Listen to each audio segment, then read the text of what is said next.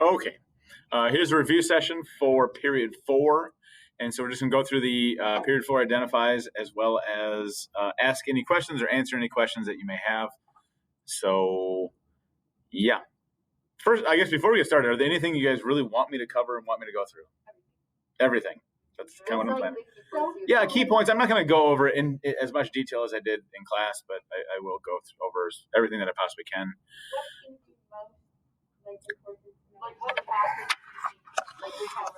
Jackson's big. Yeah. Missouri Compromise is good.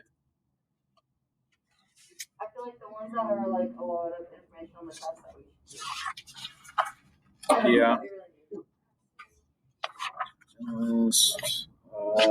Market revolution is going to be big. Understand the market revolution.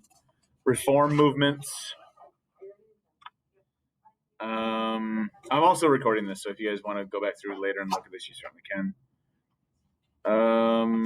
Let's see. Thomas Jefferson, Age of Jefferson, there's going to be quite a few on there. Jackson, there's a few. I mean, it's only 35. It's five chapters, 35 questions. And so there's not a lot on sectionalism. There's not going to be a lot on sectionalism. There's a few in there about, the North versus South and what the different industries that are going on in each, but that's about it. Okay, so the first key concept was Louisiana Purchase and Lewis and Clark expedition. And the Louisiana Purchase, we purchased from France in 1803 for $15 million. What it's going to do is it's going to create this constitutional dilemma for Jefferson, because he believes that there was no implied powers. If you remember the Constitution, he thought that only things that are explicitly mentioned in the Constitution are acceptable, and it does not say anything about purchasing land. Jefferson? Did I say Jackson? Jefferson, yes, Thomas Jefferson. Yep. So Jefferson really felt that he wasn't sure if the Louisiana Purchase was constitutional or not, but he did. It more than doubled the size of America, and it started people moving westward right away. It did make him extremely popular, and it kind of decreased Federalist power because they were more focused on the Democratic Republicans or the Federalists, anti-Federalists. Lewis and Clark expedition, we sent out Meriwether Lewis, and Clark. Meriwether Lewis and William Clark. Yeah, thank you. Wow. Couldn't think of his first name. Sent Lewis and Clark out, and they left from St. Louis in 1804, reached Pacific, and returned in 1806. So about a 2-year journey. They went through South Dakota, went on the Missouri River, went on a few other rivers, and kind of plotted the land and wanted to see wildlife, wanted to see what they had for Indians out there and all that. The John Marshall Court was instrumental in in kind of defining what our government does. So the first thing that he ruled on, if you remember from the 1800 election, John Adams lost. He was an incumbent. He lost. And so there was this peaceful transfer of power between John Adams and Thomas Jefferson. And but before that, John Adams actually appointed a bunch of midnight judges, appointed people that were going to be Federalists because Democratic Republicans were taking over, so he appointed Federalists. Later on, John Marshall in the Supreme Court is going to impeach some of those justices, impeach some of the midnight justices or judges that were created.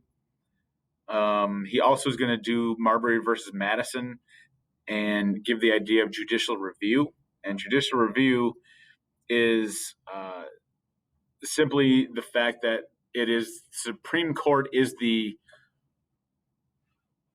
whether or not something is constitutional. Yeah, it says whether a law that is created by the legislature or the Congress is constitutional or not. Barbary pirates were the issue with the North African coast, Tripoli. They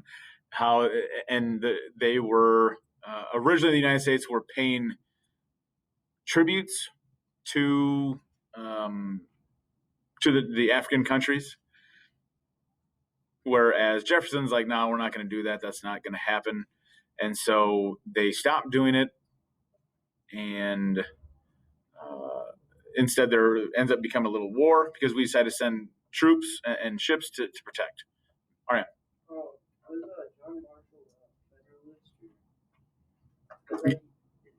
He was, yeah, he was.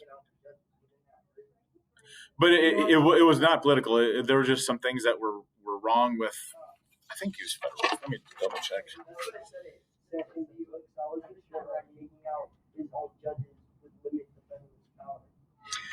Well, it kind of does, but the judges that were appointed by Adams they kind of did some things on their own.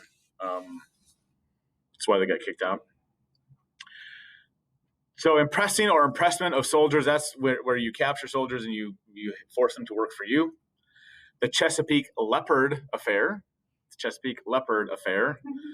Thank you. That's where Jefferson persuades Congress to pass laws prohibiting American ships from sailing to any port at all.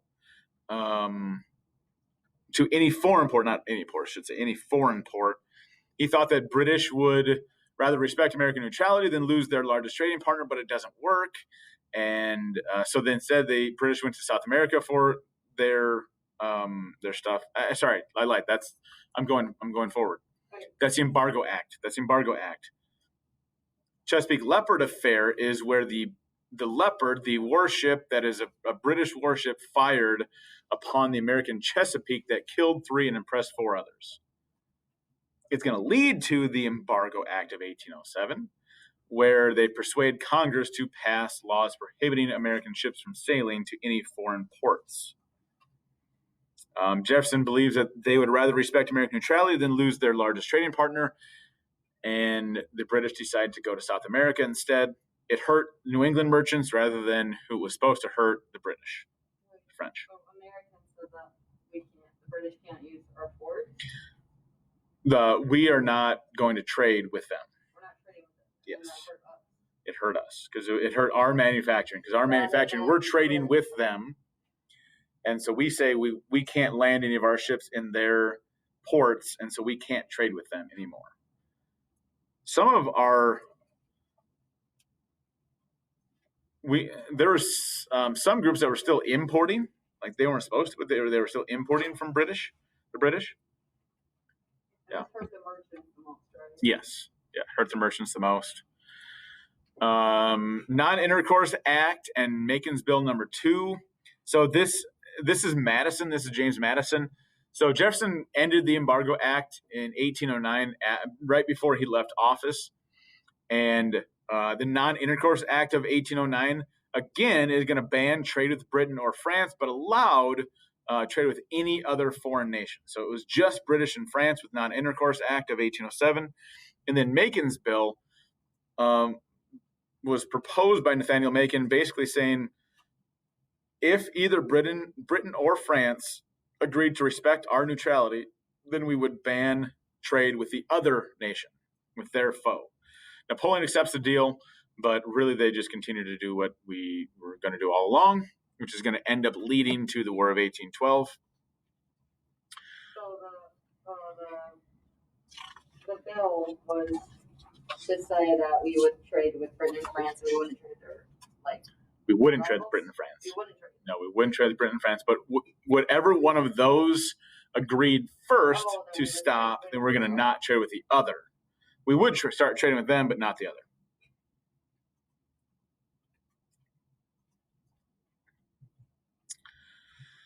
Does that mean we're not neutral? If they agreed, yes, we would not be neutral. So Western frontier, one of the causes of the War of 1812 was the conflicts that we had with the British and the Indians on the Western frontier.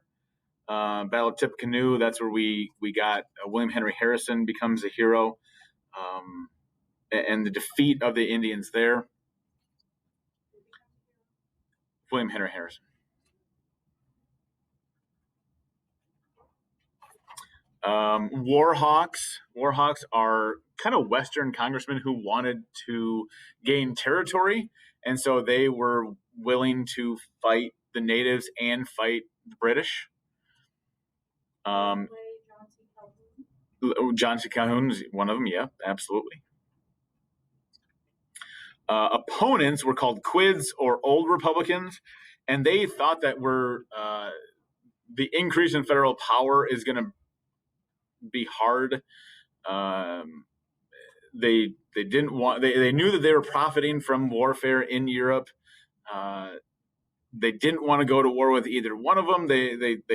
Some Protestants would rather care about the British over the French, and the people that opposed basically claimed that it was Mr. Madison's war.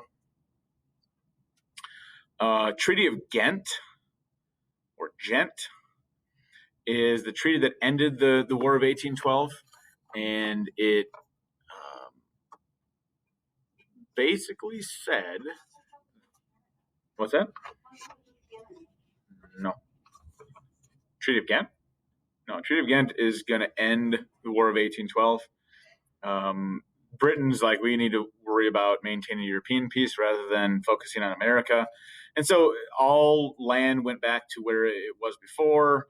All terms went back to where it was before. All pre-war boundaries went back to where they were before, between Canada and the United States. So the British Canada, but yes. So we have all the territory now. It's basically the same. Yeah. Yep. Hartford Convention happened before that, however, and that was where the Radical Federalists were kind of opposed to the war. So they met in Hartford in 1814, trying to basically get out of the war overall. They wanted to get out. They wanted to secede from the Union. Doesn't work. All right, moving on, Chapter 8. That one took too long, so I'm going to go a little faster with this. But we're talking about the Era of Good Feelings. The Era of Good Feelings is a term used to describe James Monroe's 2 terms as president for a couple reasons. One, it was the growth of American nationalism, growth of political unity because there's only one party. The Federalist Party is gone. So now we just have the Democratic Republicans.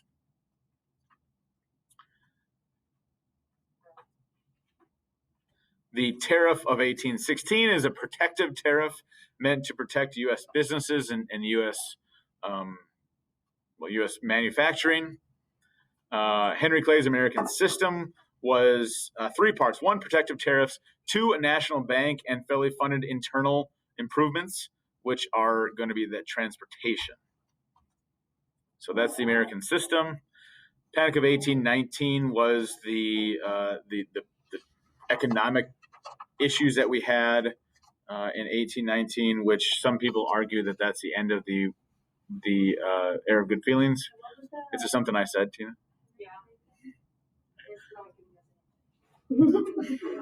Got the test right here. Oh, you can't take a picture of it. No. No. I already told you kind of what's on it. So 2-party system, voter participation, Justice Marshall, immigrants, cult of domesticity, slave populations, what's going on about the antebellum South, transcendentalist, reform, Seneca Falls. It's on Seneca Falls. Then there's a couple things. Thoreau is on there. Thoreau. So this is a women's convention by Sojourner Truth. Even though you don't know, it's a stimulus-based question. Lowell Factory System. So industrialization. Missouri Compromise. Tax Board of Public Education. Thomas Jefferson. Violations of American neutrality. Louisiana Territory. Monroe Doctrine. Era of Good Feelings. Cult of domesticity. 1824 election. Andrew Jackson's policy towards Native Americans. Tariff of Abominations. Jackson's policies. Okay, let's ask this. Second Great Awakening. Andrew Jackson. Andrew Jackson, I got it. You need that. Exactly what I just said is going to be on the test. So if you want to go back through tonight and look at the YouTube video that I'm making right now, you can subscribe. Is that like? I'm gonna do a drawing for the after we reach 1,000 followers. I'm gonna do a drawing for some merch. Gonna do some merch. A-Push merch. I feel like I'm going over way too much. Wait, one of them will need to be will take bribes. Well, yeah. Hold on, let me pause this real quick because I don't want proof of it. So let's see. A lot of these things haven't been on here. Monroe Doctrine said that we don't want. I'm going down. Right. I'm kind of skipping some of these. Missouri Compromise, that you definitely need to know Missouri Compromise. Missouri Compromise was put because they were wondering, what do we do with slavery in the new states, right? What do we do with slavery in states that are becoming new states, new territories in the Louisiana Territory? So the Talmadge Amendment started the process, started the conversation, but the Missouri Compromise really finished it. And it said that Missouri is going to be a slave state, Maine is going to be a free state. 3630 line is really it establishes the 3630 line, that any states north of the 3630 line are going to be free, any states south of the 3630 line are going to be slave. Monroe Doctrine is between basically it is James Monroe saying that the Americas are not available for colonization by European nations. The political systems of America are different than the political systems in Europe, and any interference by Europe would be considered a direct threat to United States security, and so the United States would interfere, but we would not interfere in Europe. Transportation, that's the American system. New roads, new canals. We started the idea of better transportation. So now we're going to start better transportation. Growth of industry. My computer is going to die here fairly soon. 19%. Let me pause it. All right, so continuing on. I believe we're on chapter 10 or 8 and 9. So into Jackson. Jackson is the era of the common man. Voting for Jackson because he is not. Yeah, thank you. Is not educated. He's kind of like he's born on the frontier. He's born to poor families. He was an orphan. He uses the spoil system. Spoil system is where you give people jobs based on loyalty, and so the people that are more loyal to you, loyal to your party, are given jobs and given spots in office. The election of 1824 is the Krupp bargain, and that was the election where you had 4 people vying for the presidency. Andrew Jackson wins the most. He wins the most electoral votes. He wins the most popular votes, but does not get enough to become president. And so there's a bargain between Henry Clay and his people and John Quincy Adams and his people. And John Quincy Adams gets the presidency, even though Jackson won both of them. And people are not going to forget that. The Tariff of Abominations is a protective tariff that killed the South, absolutely killed the South. And it is going to be what gets John Quincy Adams not elected again. So he tries to aid northern manufacturing, but instead it just kills the South. Revolution of 1828. 3 times more people voted in 1828 as it did in 1824, and Jackson won in a landslide, carrying every state west of the Appalachians, as well as most of the South. Role of president changes. The kitchen cabinet is not his official cabinet, but is the people that he kind of goes to. He kind of has the most influence on him. The Indian Removal Act in 1830. So Jackson wanted to remove the natives from the lands to make way for American settlers. He tried to resettle them west of Mississippi in what is Oklahoma right now. most tribes had moved, but there were a couple tribes that actually sued the state. So Worcester v. Georgia, 1832, the Cherokee Indians sued Georgia, saying that they didn't have any right to send them away. They won, but Andrew Jackson basically says, now enforce it. Who cares? The nullification crisis was South Carolina. The Trail of Tears first. Trail of Tears was 1838, after Jackson left office during Van Buren's presidency. The United States Army forced 15,000 Cherokees out of Georgia. About 4,000 or so died on what's known as the Trail of Tears. It is the forced march, forced movement. Nullification crisis is South Carolina legislature declared the 1828 Tariff of Abominations unconstitutional. And based on this theory, the states don't have to follow the laws of the federal government, specifically the Tariff of Abominations. So South Carolina said, we're not paying it. Jackson bank veto. Jackson vetoed the second bank of the United States, said that he did not agree to it, and especially since it was Henry Clay's idea, he was not all for it, and so he vetoes it, even though it was passed by by Congress. So instead, he moves money from the the second bank of the United States, to a lot of his state banks, which are considered his pet banks. It also makes way for the two-party system, which we add the Whigs. So we add the Whigs in there. Specie circular was the idea of using specie or gold silver to pay for federal land.